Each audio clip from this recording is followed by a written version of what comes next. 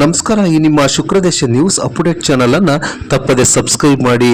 ಜಗಳೂರು ತಾಲೂಕಿನ ಗುರುಸಿದ್ದಾಪುರ ಗ್ರಾಮದಲ್ಲಿ ಇಂದು 3:30 ಸಮಯದಲ್ಲಿ ಸಿಡಿಲು ಬಡಿದು 20ಕ್ಕೂ ಹೆಚ್ಚು ಕುರಿಗಳು ಮೃತಪಟ್ಟಿವೆ.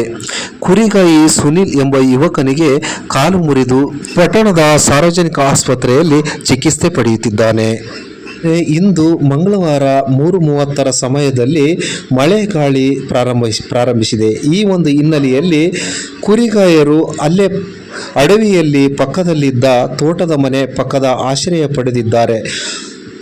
ಸಿಡಿಲಿನ ಅಬ್ಬರಕ್ಕೆ ಸಿಡಿಲು ಬಡಿದು ಬಿಲ್ಡಿಂಗ್ ಸಮೇತ ಗೋಡೆಗಳು ಕುಸಿದು ಬಿದ್ದಿದೆ ಎನ್ನಲಾಗಿದೆ. ನಾನು ಬರ್ತಿಲ್ಲ ಹೋಗ ನಡಿ ಅಂದ ಪೀಸ್ ಸಿಕ್ಕು ಎಲ್ಲಿಗಣ ಅಂತಂದ್ವಿ ಹೊರಗಡೆಗೆ ತಮ್ಮ ಕಡೆ ಅಲ್ಲಿ ಅಂತ ನಾವು ಓಡ್ ಬಂದ್ವಿ.